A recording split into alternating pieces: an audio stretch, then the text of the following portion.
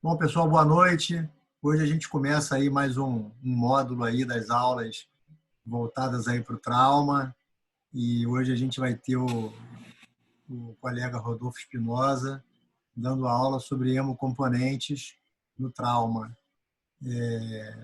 Rodolfo é médico de CTI, ele, enfim, é um dos temas aí dos quais ele domina bastante.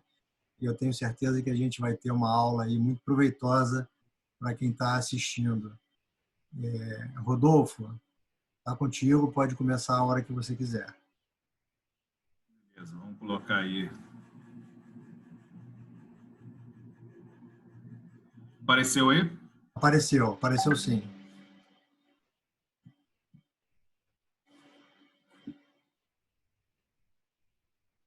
Bom, gente, boa noite para todos.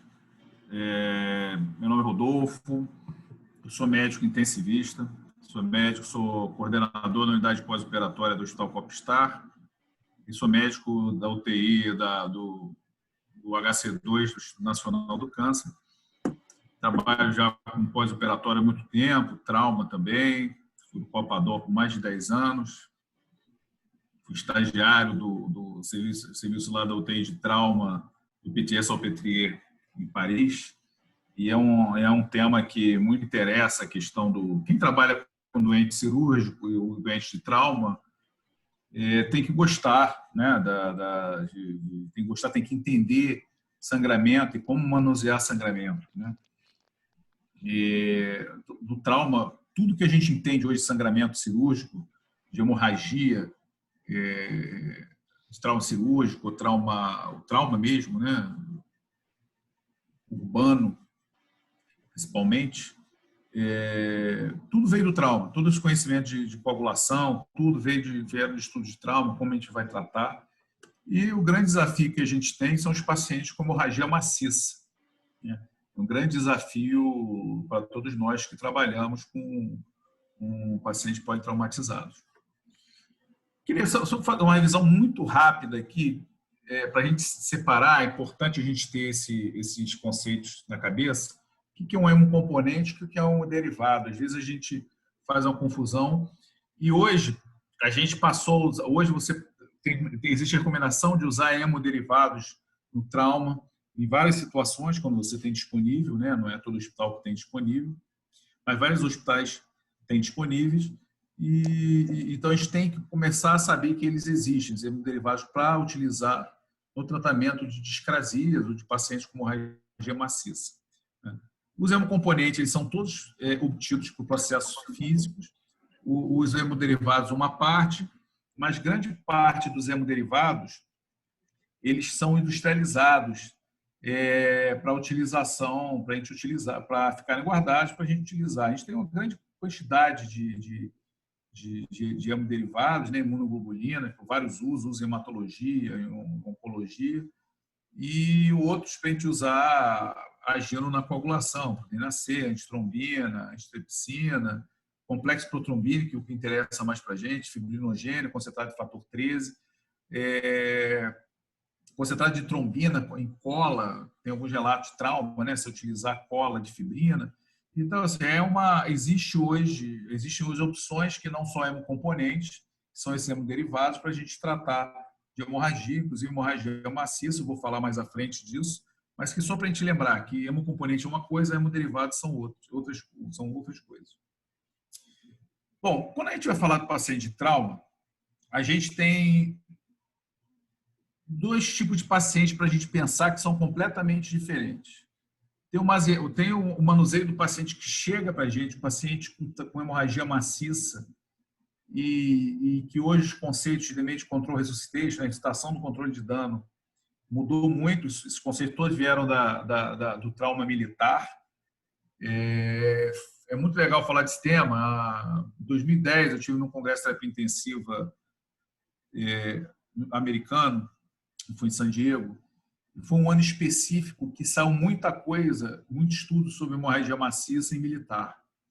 E naquele ano eles estavam apresentando dezenas e dezenas de estudos, e foi muito legal conversar com eles para ver a realidade de como é que é feito o controle da hemorragia maciça no campo de batalha, né? É completamente diferente do trauma civil. Está saindo muita coisa, e é interessante que ele chamava atenção, que aquilo era trauma militar, para aquilo não ser levado imediatamente para o trauma civil, são coisas diferentes. Começou a sair coisa demais publicada, principalmente, eu não sei se tem residente aqui assistindo a aula, é importante as pessoas que estão em treinamento saber, quando forem ler sobre isso, que trauma militar, esquece a rotina de trauma militar para usar em trauma civil, são coisas completamente diferentes. Um sangue total, transfusão quase intervivo, são coisas, o uso do fator 7, que eu vou mostrar mais na frente, algo que caiu no trauma civil, mas no trauma militar continua sendo usado fator 7 ativado em trauma militar, nas campanhas americanas. E outra situação são os pacientes de trauma, que você tem que decidir o uso de hemocomponentes, mas o paciente não está em hemorragia maciça. A gente vai falar um pouco sobre isso, mas o foco inicial aqui vai ser a ressuscitação de controle de dano, né? E o que é hemorragia maciça? A gente vai ver várias definições do que é uma hemorragia maciça, tanto no trauma, principalmente no trauma, como no doente cirúrgico. Isso acontece também no doente cirúrgico, né? Eventualmente algumas cirurgias, cirurgia vascular, hoje em dia muito menos, com o no vascular, mas a gente via essa hemorragia maciça acontecer em outras cirurgias, até cirurgia letiva, mas trauma é o grande modelo de hemorragia maciça. A gente tem várias definições. Essas definições são mais utilizadas para estudo, para você padronizar a definição de hemorragia maciça nos vários estudos, do que de prática mesmo, porque muita coisa é retrospectiva, né? Mas nos estudos você encontra que hemorragia, quando você tem um sangramento maior que 100, 150 ml minuto mantido, necessidade de mais de 4 concentrados de hemácia em 1 hora, mais de 10 concentrados de hemácia em 24 horas, mais do que meia volemia em 3 horas. Tem várias, se vocês forem procurar nos papers, nos estudos, existem várias definições diferentes de hemorragia maciça, dependendo do que você está estudando. Mas como é que a gente vai usar isso na prática? Como é que a gente vai avaliar precocemente se esse paciente deve entrar numa ressuscitação de controle de dano, ou seja, a gente deve considerar esse paciente desde o início com hemorragia maciça, ou a gente não deva considerar? Existe alguma ferramenta? A decisão clínica. A decisão clínica não é ruim. De fato, você tem estudo avaliando a decisão clínica com a evolução do paciente, e a decisão clínica vai estar aí com acessibilidade e especificidade por volta de 60, 60 e poucos %, né? Não é todo ruim, mas veja, 40% dos pacientes que você acha que não tem hemorragia maciça, apesar de estar hipotensa, etc., você fala, não é hemorragia maciça, 40% desses pacientes, 35% dos pacientes terão hemorragia maciça, né? E você vai demorar, e a demora na decisão de tratar esse paciente com hemorragia maciça aumenta a mortalidade, principalmente a mortalidade desses pacientes. Então, como é que a gente pode melhorar o nosso screening desses pacientes? Existem alguns scores, né? Mas antes de falar do score, eu vou colocar hipotermia. Na verdade, minha vontade era colocar hipotermia depois de cada slide, para a gente falar toda hora de hipotermia. Essa hipotermia foi exatamente para quebrar o raciocínio. Lembrar sempre do problema da hipotermia. Hipotermia é grave, muitas vezes as pessoas esquecem de correr atrás disso, se preocupar com isso. Lembrar que com a temperatura baixa, o sangue não coagula, você não polimeriza as proteínas de coagulação, você não tem formação de trombina, você tem disfunção plaquetária e você não precisa de muita hipotermia. Um paciente com choque, um paciente que não está produzindo calor, que tem disfunção mitocondrial, rapidamente chega a 35 graus, né? É muito comum você ainda na sala vermelha, antes de conseguir chegar no centro cirúrgico, o paciente já está com 35 graus, né? E veja bem, tem estudos já antigos demonstrando isso, que você cai muita atividade. 35 graus, o fator 9, que foi na época que foi estudado, que está muito relacionado à hemofilia, do fator, né, hemofilia, quando chega a 35 graus, a atividade já cai para 39%. A gente não consegue enxergar isso porque os testes de coagulação são inúteis durante a hipotermia. Por quê? Porque eles são aquecidos a 37 graus. Você, quando colhe o sangue lá no tubinho azul, para levar para fazer TAP, PTT, NR, ele é colocado a 37 graus para a realização do exame. 36,5, 37 graus. Então, aquele resultado que você vai ter ali não é a realidade em vivo, não é a realidade que você está vendo lá. Então, a hipotermia tem que ser algo neurótico, a gente pensar nisso o tempo todo. O que a gente está fazendo para aquecer o doente? É manta? É líquido quente? Eventualmente, pode até fazer lavagem de bexiga, lavagem nasogástrica, soro que a gente está usando aqui para laparotomia está aquecido. Não dá para achar, vamos lá, esquece isso e depois que tiver hipotermia você correr atrás. É muito mais difícil você fazer a temperatura subir do que você evitar dela cair. Então, para a gente lembrar sempre disso, a hipotermia é fundamental. Com hipotermia, a gente não tem coagulação. Mas voltando lá aos nossos scores, para a gente tentar pensar, o doente chegou para você, se esse paciente tem se esse paciente tem um risco alto de ter hemorragia maciça. Então, esse score é um score mais conhecido na América do Norte, principalmente nos Estados Unidos, que é o ABC Score. Um score fácil, rapidamente você consegue fazer, depende do treinamento do FAST, mas hoje quem trabalha em trauma tem um treinamento do FAST facilmente, né?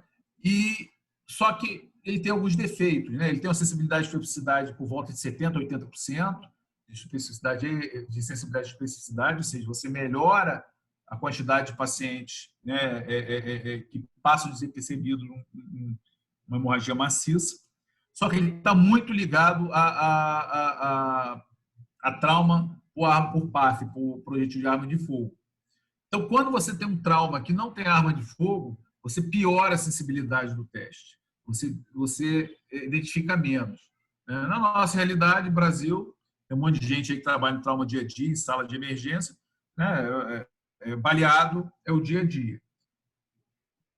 Então, por conta disso, surgiram outros scores, tem vários outros, esses dois são os mais importantes, então o teste score, que esse sim é mais ajustado para o paciente que não tenha lesão à arma de fogo, ele tem uma especificidade melhor até, e uma outra opção que a gente tem, para você poder fazer um score, ele é maior, né? Você vai precisar de uma colinha para ver, apesar do ABC, o ABC você consegue ter isso na cabeça, taquicardia, hipotensão, FAST positivo, tomotiro. É muito simples, você consegue, tem até maneiras pneumônicas de você identificar isso, é muito mais simples, né? de você utilizar.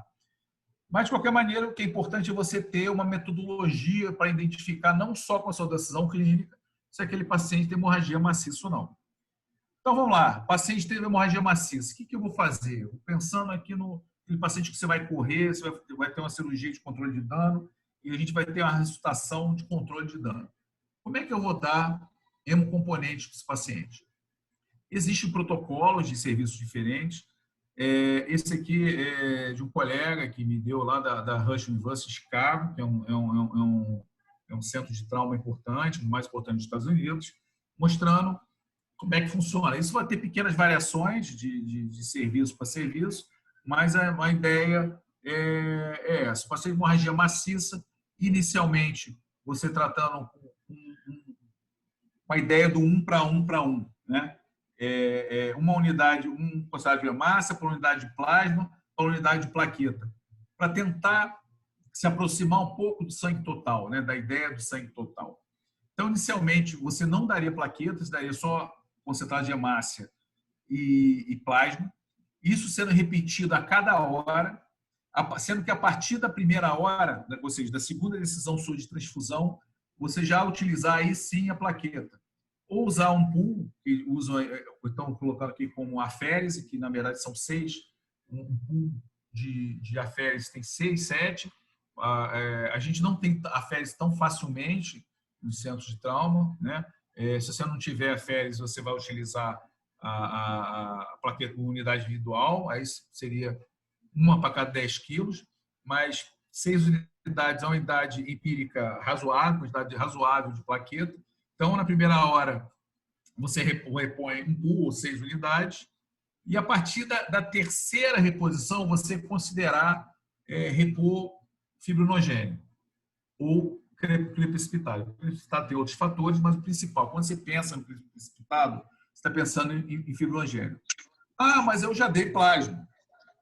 Mas eu já dei plasma. Verdade, mas a quantidade de fibrinogen do plasma é muito pequena. Pra vocês terem uma ideia, cada litro de plasma você vai ter variando 450, 500 miligramas de fibrinogen por cada litro de plasma, de concentrado de plasma fresco humano. Uma unidade de crioprecipitado, você vai ter 150 miligramas de fibrinogênio. A ideia, inicialmente, quando você decide por dar fibrinogênio, é você dar ao menos 3 gramas. Né? 10 unidades de crioprecipitado vão ter 1,5 grama aproximado de fibrinogênio. 20 unidades vai ter mais ou menos 3 gramas. 3 gramas de fibrinogênio é o mínimo que você deve dar para um paciente adulto como reposição inicial de fibrinogênio. Né? Você precisa ter uma ideia, para a gente conseguir dar 3 gramas, façam as contas, para você conseguir dar 3 gramas de fibrinogênio, você vai precisar dar aí 8 litros de plasma para o paciente. É uma quantidade muito grande, né, de plasma. Então, a gente precisa pensar no fibrinogênio, porque eu vou mostrar mais na frente, quando eu vou falar de trombolastometria um pouco, o fibrinogênio é fundamental na formação do coágulo, juntamente com a plaqueta. Né? O fibrinogênio entraria como cimento, a plaqueta como tijolo. Sem esses dois, você não vai conseguir formar o coágulo, juntamente com a trombina, tudo isso ele não forma. Então, essa é uma ideia inicial, do 1 para 1 para 1, né? É a ideia de ressuscitação inicial desse paciente com hemorragia maciça. Agora, a gente tem alguns problemas relacionados ao plasma que a gente tem que pensar depois, né? A gente fez a reposição, você operou seu doente melhorou o sangramento, melhorou a hipoperfusão e você decidiu parar de transfundir esse paciente. Não, vamos continuar dando plasma, o INR desse paciente ainda está aí por volta de 1,5, etc. Pois é. A gente sempre tem que pensar nos problemas associados ao plasma, principalmente. O plasma, o concentrado de hemácia, todos os hemocomponentes, você tem problemas relacionados a ele, ao uso, principalmente o uso indiscriminado. Só que o plasma é o principal hemocomponente relacionado à complicação fatal do UTI, ou seja, o paciente que chegou por qualquer razão, o trauma também, que vai depois da UTI para a UTI. O que é trale? Trale é injúria pulmonar relacionada à transfusão. O plasma é o mais relacionado, né? Principalmente plasma de mulher multípara.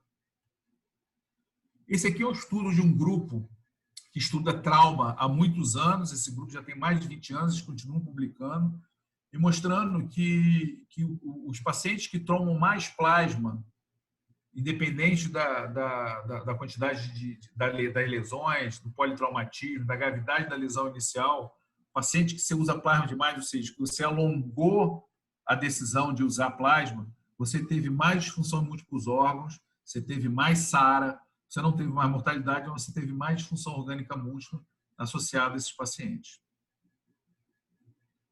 E aí é mais para a gente ter esse vídeo, só mostrar que a gente usa muito mal plasma.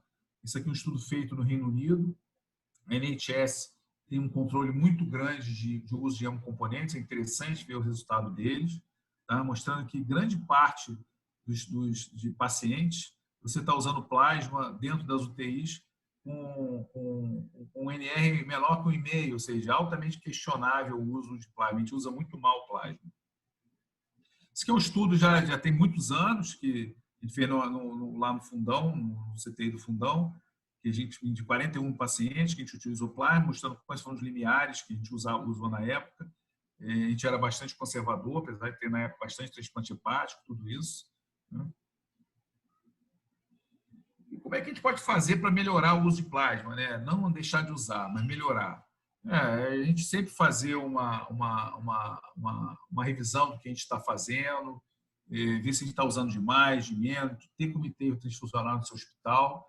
E a outra opção é usar hemoderivados. Né? Quando o hospital tem, a gente poder usar complexo protrombínico, concentrado de fibrinogênio, fator 13, fator 7 ativado, que era uma opção, hoje em dia a gente não utiliza mais, né? Muito raro, antifibrinolíticos, que entraram como a gente está falando de um componente, né? O Astanexam, que entrou no início do tratamento do trauma, né? Nos últimos guidelines, parece ter uma resposta muito interessante em TCE, com PTCE associado principalmente. Aqui é na época do Novoselic que se utilizava, e esse aqui foi o estudo que derrubou o fator 7, um estudo de 2011, estudo feito em trauma, em unidade de trauma, que não mostrou melhoria nenhuma de mortalidade, não teve melhora de disfunção múltipla orgânica, só melhorou um pouco a quantidade de uso de hemocomponentes. Mas também nada brilhante, não se justifica você gastar milhares de reais, porque é um hemoderivado muito caro, você usar em trauma. Então esqueça, o fator 7 ativado não serve para trauma. Aqui também mostrando os problemas relacionados ao fator 7. Para quem já está um pouco mais de tempo tratando, o fator 7 foi uma grande discussão, foi uma grande maravilha possível para tratar paciente pós-traumatizado até uns 10 anos atrás, mais ou menos. Uma outra questão que a gente está tendo agora, que a gente está aprendendo também dentro de uso de hemoderivado, é o fator 13. O fator 13 é fundamental na estabilização do coágulo, né? Então, é importante, tem cirurgião aí que vai fazer cirurgia sem ser de trauma, paciente começa a sangrar, se não tem uma explicação importante, com exames de coagulação normais, até mesmo a trombolastometria normal, a deficiência de fator 13 não é tão rara quanto se imaginou antes. Cada vez mais estão saindo mais estudos mostrando que esses sangramentos cirúrgicos exagerados, meio sem explicação, muitas vezes é por deficiência de fator 13. A gente falou no início sobre protocolos, né, e uma visão americana de tratar trauma, né? Uma parte, todo mundo é treinado por ATLS, e essa é uma visão muito americana. Agora, na Europa, com a destinação da utilização tanto de hemoderivados como de testes viscoelásticos, trombolastometria, muitas coisas mudaram. Esse último guideline, do ano passado, entrou a trombolastometria como um guia do tratamento desses pacientes com hemorragia e trauma. Aqui é uma foto de um evento que a gente teve aqui no manuseio de doente cirúrgico alguns anos atrás. O professor Donat Span, que está do meu lado, é uma grande cabeça, já estuda há muitos anos trauma, sangramento cirúrgico, uma figura muito querida. Vou falar um pouquinho, como a gente já falou do protocolo, da visão europeia, vou falar rapidamente sobre trombolastometria. A aula não é trombolastometria, trombolastograma é um método que a gente daria aqui uma hora inteira para a gente falar sobre isso. Mas qual que é a ideia inicial de trombolastometria? É você acelerar a formação do coágulo com reagentes que a gente utiliza ali, mais a rotação do sangue dentro de um pino, e isso vai dar para a gente a semiologia do coágulo, como é que esse coágulo está se formando. Lembrar que a trombolastometria só serve para a gente avaliar a coagulação secundária. A coagulação primária a gente não avalia. A coagulação primária é função plaquetária, basicamente, no endotélio. Então, a gente vai ter que... São outros testes, é mais complexo, mais difícil de acesso, mais caro. A trombolastometria está bem mais popular e ajuda a gente bastante a saber o que fazer de maneira racional para tratar os pacientes com hemorragia, com discrasia. Isso aqui é um teste básico da trombolastometria. Tá?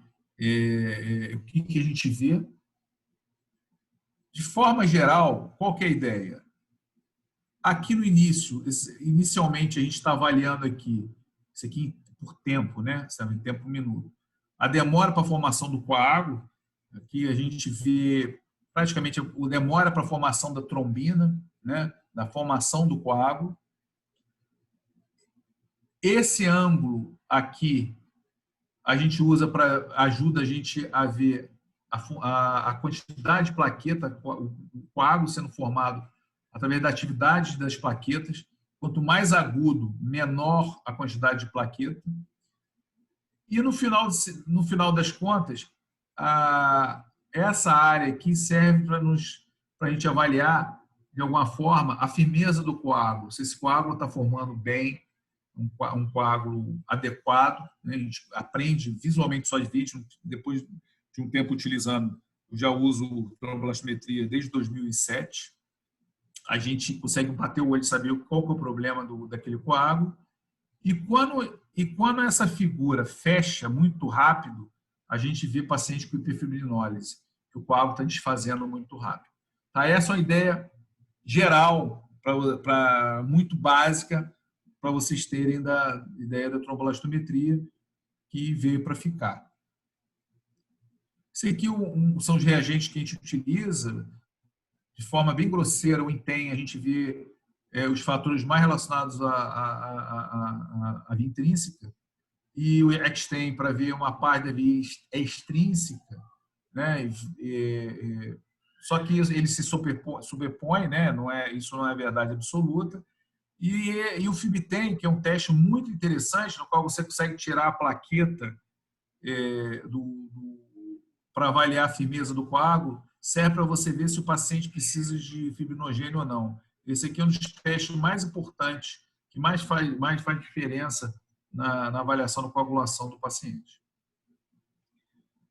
Isso aqui é um caso real, tá? É um paciente já tem vários anos aqui, tem 10 anos esse caso, um caso ainda na época do Copador. Era um paciente que sofreu acidente de tubo bilístico, foi politransfundido e chegou no hospital ainda com um pouco de discrasia. Esse paciente tinha um fibrinogênio baixo, de 99, um TAP-PTT que não era nada demais, 99 mil plaquetas. O que a gente vê aqui nesse exame? Esse ângulo aqui está diminuído, está um pouco agudo, mas o que chama mais atenção é isso aqui. O MCF, né, a largura, vou dar você não precisa saber disso, mas abaixo de 7 milímetros, é a firmeza máxima do coágulo, a espessura desse teste, né, o caso aqui, se eu não me engano, era 5, ou seja, não tinha firmeza de coágulo, por isso o paciente sangrava. E a gente deu fibrinogênio para esse paciente normalizou, isso aqui está em 9. Né? Só mostrando que a gente consegue ainda ver o efeito que a gente está fazendo pelo teste. Aqui alguns estudos, são uns estudos retrospectivos, são os primeiros estudos a demonstrar o benefício dos protocolos de trombolastometria em pacientes com trauma. Tá? É um grupo que era da Áustria, da Alemanha e da Suíça, mas principalmente da Áustria e da Alemanha. Eu vou mostrar 2 estudos, são autores muito parecidos, né? Que demonstraram que quando eles trabalhavam com um protocolo de uso de trombolastometria e hemoderivados, eles utilizaram muito menos plaqueta e concentrado de hemácia, né? Se usou menos hemocomponentes de forma efetiva. Esse aqui também é a mesma parte do grupo aqui nesse estudo, só que esse estudo aqui foi feito na Alemanha, aquele outro foi na Áustria. Esse foi na Áustria, outro na Alemanha, mostrando também um uso bem menor de concentrados de hemácia no grupo de protocolo, que é o grupo da direita. Né? Utilizou-se menos concentrado de hemácia, menos plaqueta, se usou bem menos. Você economiza um componente quando você tem um protocolo bem amarrado, racional de trombolastometria e uso hemoderivados em pacientes politraumatizados. Bom, isso que eu tinha para falar. Isso aqui é uma foto de o que é um coágulo sem fibrinogênio, o que é um coágulo com fibrinogênio. Como o coágulo sem fibrinogênio fica, essa microscopia eletrônica, fica frouxo. Por isso que, principalmente doente de trauma, que se opera, tomou hemodiluiu, tomou plasma dessa, tomou sangue, que está ainda babando, sangrando, você pensar sempre fibrinogênio, se você não tiver fibrinogênio disponível para dosar, ou trombolastometria, né? Mostrando como é importante o fibrinogênio na formação do coágulo. Bem, isso que eu tinha para falar, né? Estamos aí para discussão. Obrigado. Rodolfo, acho que você falou muito bem, e tem uma coisa que a gente tem que ficar sempre atento, e você muito bem observou no início aí da sua apresentação, que é a hipotermia. Esses doentes com trauma a gente não pode deixar ficarem hipotérmicos. Um doente desse hipotérmico, ele vai sangrar muito mais, né? Fora o fato de a hipotermia contribuir para a tríade letal. Então, assim, não pode. Você perde muito mais tempo, foi o que você bem disse, perde muito mais tempo tentando elevar a temperatura do doente do que não deixar ela cair, né? Então, A gente ainda não tem, na maioria dos lugares, mantas térmicas para uso em todos os doentes, em tudo quanto é pronto-socorro de hospital. Em geral, esse doente chega no hospital público para a gente. O hospital particular até é bem preparado, mas chega muito pouco doente politraumatizado, apesar de chegarem doentes graves, mas nem sempre a gente tem, em qualquer lugar, mantas e dispositivos que aquecem, né?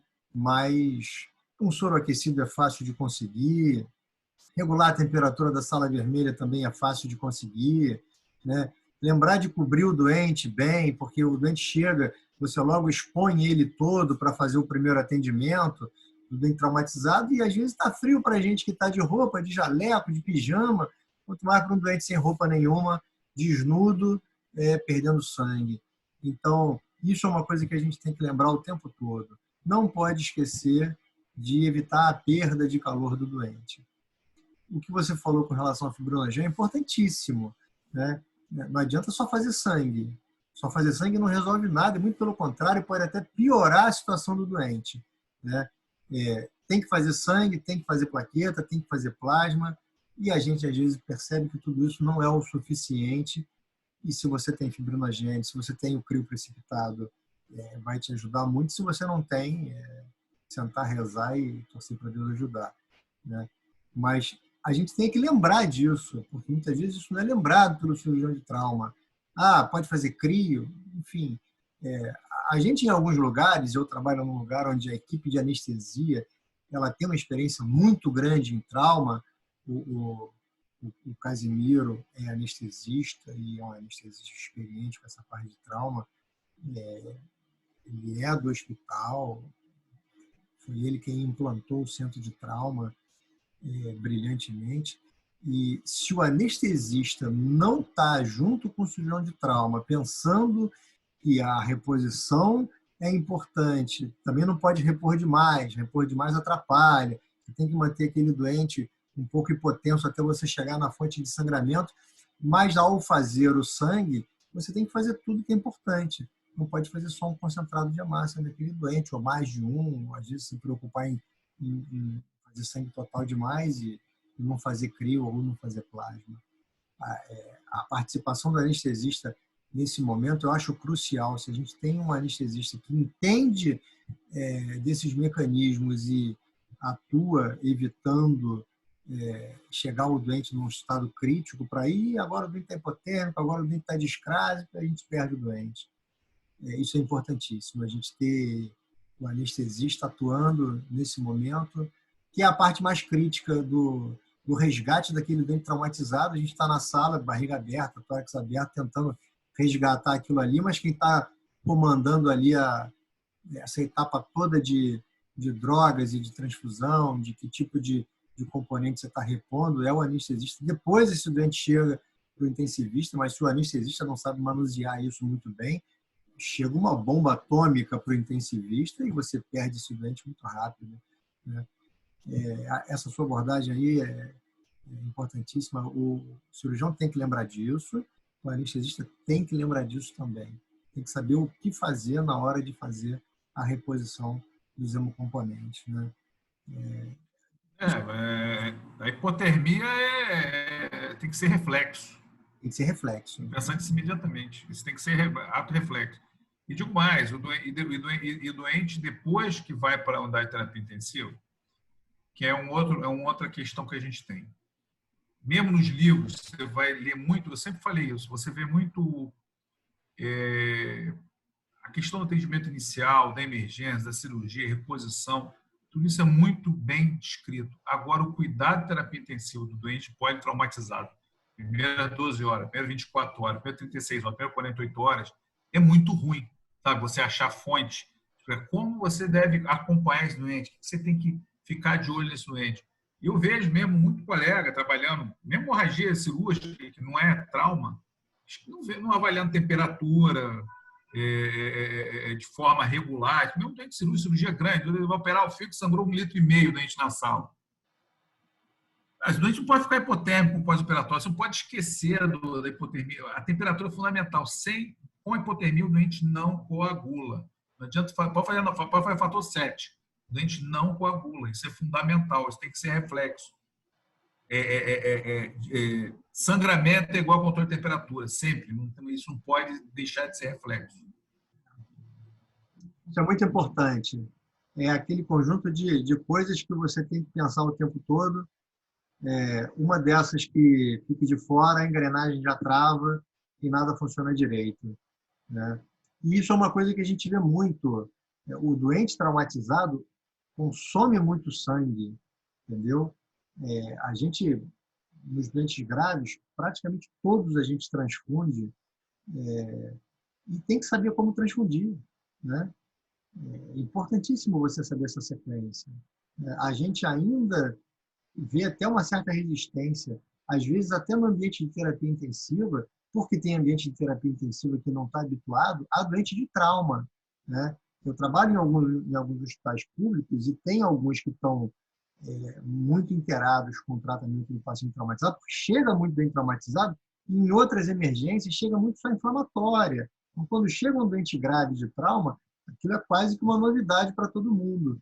E não só para o cirurgião que está na emergência, que muitas vezes não tem tanta intimidade com o trauma, mas muitas vezes também para o médico de terapia intensiva, que também não tem tanta intimidade com o doente de trauma, que é um doente muito particular, né? E às vezes a gente fala, vamos fazer crio nesse doente. Não, mas pô, já fiz plasma, é o que você falou.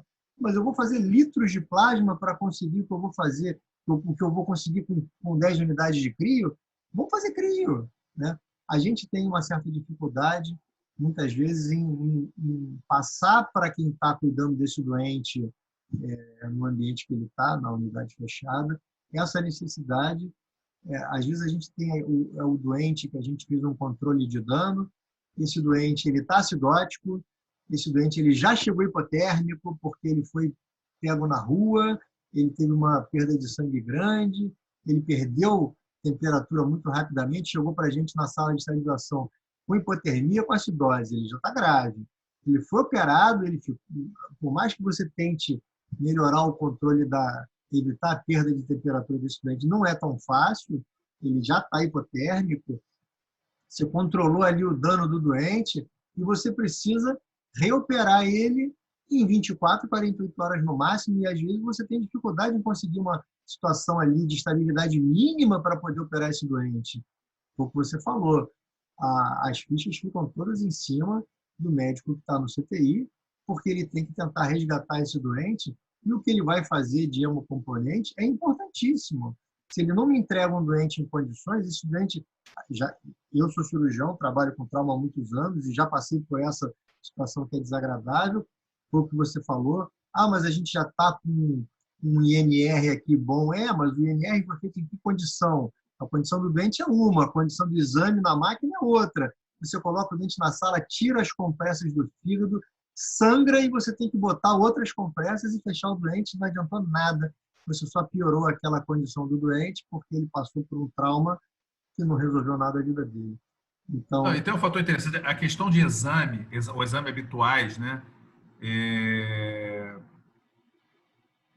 Que é interessante, né? Por que o doente politrauma, de trauma grave, estou dizendo, né? Trauma grave mesmo, por que esse doente chega sangrando, chega a discrásico já na emergência? O cara tomou um tiro de fuzil há meia hora atrás. Como é que o cara chega discrásico? Né? Tem um monte de explicação. Uma grande explicação é uma tempestade de proteína C que você tem no trauma importante, né? É uma coisa importante. E outra é hipotermia, que quando o doente chega em choque, é uma coisa importante, a gente fica achando temperatura. A gente está aqui no Rio, 40 graus de temperatura, o doente chega com 35. Porra, de onde vem essa temperatura desse doente? O doente chocado, o doente não produz calor. Você precisa de mitocôndria funcionando bem, você precisa, você precisa ter perfusão para o paciente, para a gente produzir calor. O paciente em choque não produz calor. Então assim, a pessoa pensa, mas está calor, não interessa. O doente pode traumatizado, ele vai fazer hipotermia. Isso é disfunção celular. Ele vai sangrar e ele vai fazer uma hipotermia. Né? A gente tem que tratar a hipotermia e tem que tratar a hipotermia. Só um adendo, que nesse doente não adianta colocar cobertor, tá? Não, você tem que ser ativo. Você tem que Não, é ser, porque eu já vi gente fazendo isso, entendeu? Eu falei, gente, não adianta, tem que aquecer o soro, botar, aquecer ele. Porque se o cara não produz calor, o cobertor não adianta. Eu já vi isso acontecer. É verdade. sim, não adianta, você tem que, é ativo. Aquecimento tem que ser ativo, é soro quente. Ela, assim, estou falando sem manta térmica, mesmo manta térmica também. Manta térmica, estava aqui no grupo o Paulo Henrique, que trabalha comigo, está aí ainda, ele já viu os esporros que eu dou. Manta térmica não esquenta doente. Eu canso de falar isso em CTI. Manta térmica é para o doente não perder calor. O que vai aquecer doente é aquecimento ativo, é soro quente na veia, é soro na nasogástrica, soro quando você lava o peritônio lá que está lavando a barriga, e o soro na bexiga, que é outra possibilidade. O que aquece o paciente é ativo, não é passivo. Você com a cobertura é passivo, você bota lá o calor do paciente que não vai perder ali. Não adianta, não adianta. Aquecimento é ativo. Isso é muito Hoje importante. a gente faz muito rápido, né? Hoje você aquece soro em 15 segundos no micro-ondas. É. Tomar cuidado para não queimar o doente, mas você botando no micro-ondas, você aquece 15, menos de um minuto, você aquece soro. É só achar tudo que é lugar do micro-ondas. Sai correndo dentro do hospital, você vai achar uma questão do micro-ondas, né? Agora, a outra preocupação que tem de hemorragia é o preparo do banco de sangue, né? Centro de trauma tem que estar super alinhavado com o banco de sangue. Você tem que ter plasma, sangue, plaqueta, pelo menos, aí depende do hospital, do movimento do hospital, mas tem que ter pelo menos umas duas, o equivalente a 2 aféres, 12 unidades disponíveis para usar a qualquer momento. Né? Esse é um outro grande problema que a gente tem. Né? Isso é muito importante. A gente ter uma afinidade muito grande ali de pensamento com o banco de sangue, saber que quando a gente pede lá por 2 unidades de O negativo, tem que ser na hora, porque ele está morrendo. Né? E se você não tem aquele sangue ali disponível, não adianta uma prova cruzada para daqui meia hora eu transferir o doente, ele vai morrer de... Né? Então, essa reposição... E a gente tem que fazer ela o mais rápido possível. Né? Mas tem que lembrar do que você falou, o aquecimento do doente é uma coisa ativa, não pode ser passiva, você não pode deixar ele chegar na hipotermia, você tem que pensar nisso o tempo todo. Mas, enfim, eu achei a sua explicação, a sua aula muito boa, Rodolfo. Tem até aqui um residente que botou um comentário que gostou tanto do assunto da sua aula que ele vai estar considerando fazer o trabalho de conclusão dele de curso de residência para o estudo da hemotransfusão. Isso é uma coisa que eu não sei se vocês sabem, um dos maiores pesquisadores no mundo de discrasia por trauma é um brasileiro. É um brasileiro que está no Sunnybrook. Quer dizer, tem uns 2 anos que eu não falo com ele. É um cirurgião de tórax de Campinas, que foi para lá mais de 20 anos atrás, e trabalha com trauma no Sunnybrook, no Canadá, em Toronto. É um dos maiores pesquisadores de discrasia, de tratamento de hemorragia maciça no mundo. Sandro Risoli é o nome dele. Tem uma infinidade de artigos dele. É bem interessante seguir a pesquisa dele. O cara é super legal. Uma vez a gente trouxe ele aqui no Rio para falar também. O cara é super gente boa. É um cara bom de trazer para congresso de trauma, mesmo que seja online e tal. Ele adora fazer evento aqui no Brasil. É só uma sugestão, que vocês sempre fazem evento. Um cara legal para falar sobre o assunto. É uma coisa que às vezes o cirurgião não se interessa muito, nem domina muito esse assunto, mas tem que entender, né? Ele tem que saber de tudo que envolve o controle do doente dele. Senão, eu vou ali, só abro a barriga e faço alguma coisa e o resto eu não entendo nada. Não. Ele tem que entender do conjunto inteiro, né? Senão o tratamento fica desfalcado, né? Bom, alguém tem alguma pergunta para fazer para o Rodolfo? Eu acho que ele foi bem. Eu queria só se ele podia dar para a gente alguma referência de artigo ou de algum livro com essa conduta mais específica, porque aqui onde eu estou, o damage control é muito maior do que o que vocês fazem aí. E esse estudo rapidinho disso que você fez foi muito legal, mas será que teria alguma outra fonte ou artigo que você indicaria para isso aí ficar bem medular, para a gente? Assim, quantas bolsas, o que faz, na hora que faz o CRI, quando que não faz? Isso, o problema é que você tem como fazer. O problema é que isso é muito de serviço. Como é que você vai fazer a primeira hora, a partir de 30 minutos, ou com 1 hora, você sangra X, Y, Z? Aí, o conceito é esse, é 1 para 1 para 1. Né? 1 para 1 é melhor do que 1 para 1, melhor, tão bom quanto 1 para 1 para 2. Você tem, né, estudos dessa proporção. Mas a partir do momento que você viu o paciente tem hemorragia maciça, é você fazer essa proporção de reposição de hemocomponente. Né? Tem um bocado de estudo, tem revisão toda hora saindo disso, de ressuscitação damage control. Tem um bocado de artigo. Vou mandar para ela esse e-mail aí, Patrícia. Vocês estão me ouvindo? Tô Vamos pegar o Paulo Henrique aí. Vou passar o seu e-mail aí, que eu te mando uns artigos interessantes aí. Paulo Henrique, ele está escrevendo o capítulo comigo. Eu vou te dar uma... É isso que o Rodolfo falou, as coisas são individuais para cada serviço, mas existe as melhores evidências sobre as coisas. São importantes. Nesse capítulo aí que a gente está escrevendo, você vai ter oportunidade de ver muito sobre isso. São bem perguntas assim direcionadas da dúvida que as pessoas têm no dia a dia, entendeu? Mas passa seu e-mail que eu te mando alguns artigos legais aí. Estou anotando aqui já estou vendo.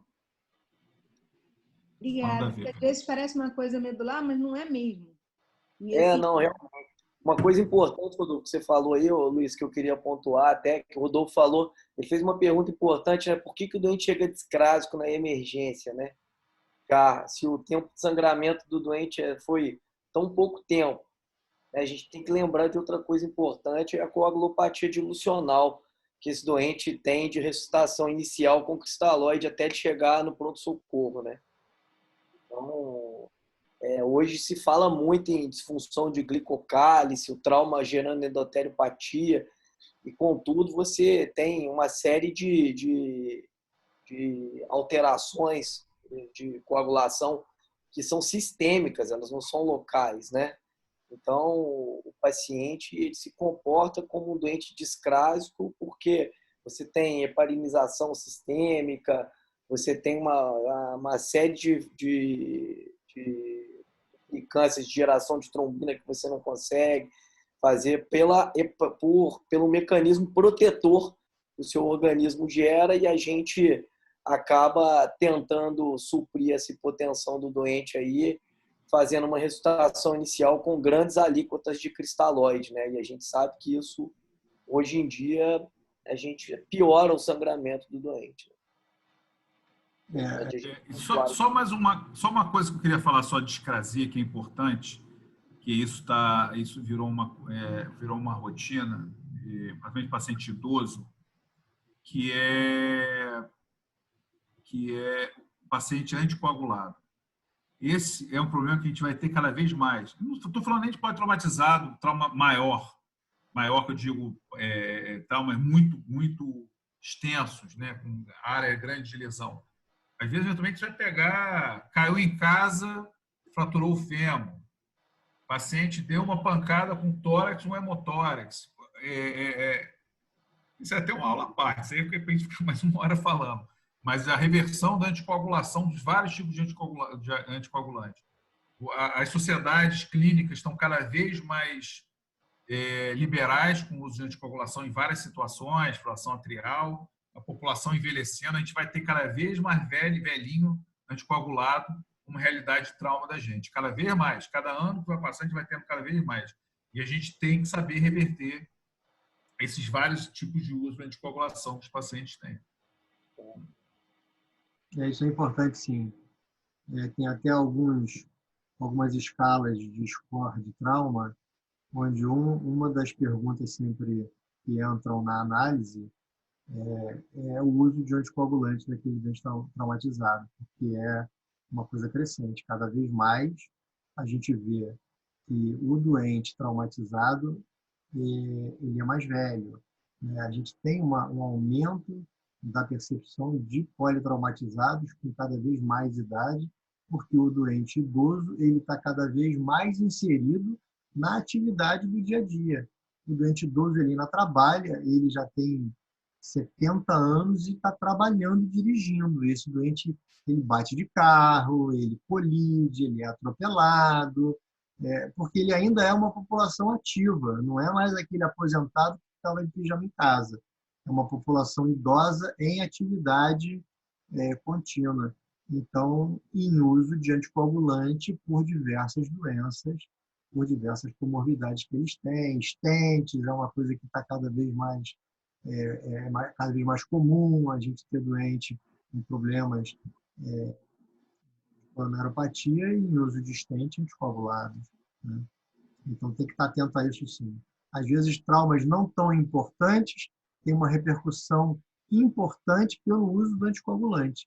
É aquela lesão hepática que é mais grave, é aquela HSA que é mais grave, é aquele hemotórax de uma queda da própria altura, muitas vezes, como você falou, né? Às vezes é coisa pequena, tá? É trauma pequeno, mas que vira uma catástrofe. Trauma pequeno tão grave.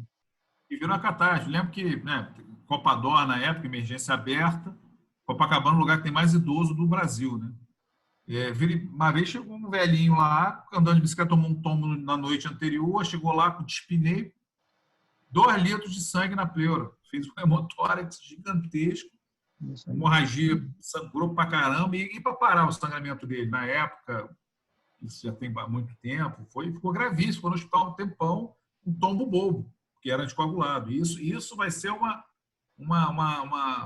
habitual para todo mundo que trabalha em emergência, que trabalha com doente cirúrgico. É um desafio para o idoso traumatizado, né? Cada vez mais se usa anticoagulante na população idosa, né? Eu digo mais, não é fácil reverter esses anticoagulantes novos. Não é fácil, não é uma coisa simples. A gente vê, a resposta não é boa. Plasma, você vai acabar com plasma, banco de sangue, não vai reverter. É complexo. Gente, mais alguma pergunta para o Rodolfo sobre o tema de hoje da aula? Rodolfo, eu achei que ficou muito claro o que você explicou, né? E a finalidade disso tudo é fomentar o tema para que as pessoas se preocupem em buscar na literatura mais informação, né? O objetivo da aula não é pegar a pessoa que não está habituada e transformar aqui em uma hora num expert em reposição de hemocomponentes. É para dar uma ideia inicial do quanto é importante que a gente estude o assunto, né? Seja você um cirurgião de trauma, seja você um cirurgião geral de emergência, não especificamente de trauma, mas que vai eventualmente atender trauma e que você quer dar um atendimento de melhor qualidade, seja você um anestesista que vai estar anestesiando um doente traumatizado, ou seja você um intensivista que, no meio ali das condições do doente de terapia, sempre terá um doente traumatizado para ser tratado. Então, é um assunto importante que merece a atenção desse público de médico que trata desse tipo de doente. Rodolfo, parabéns. Gostei muito da sua aula. Obrigado pela oportunidade. Estamos aí. Boa noite a todos. Boa noite, então. Eu deixei meu e-mail aí no chat, aí, que quem tiver alguma dúvida lá. Estamos também lá no grupo. Tá? Estamos aí à disposição, gente. Obrigado. Boa noite a todos. Boa noite. E cuidem-se, hein? O Covid está bravo, hein? Cuidem-se. É isso aí. Era o começo da conversa. Abraço.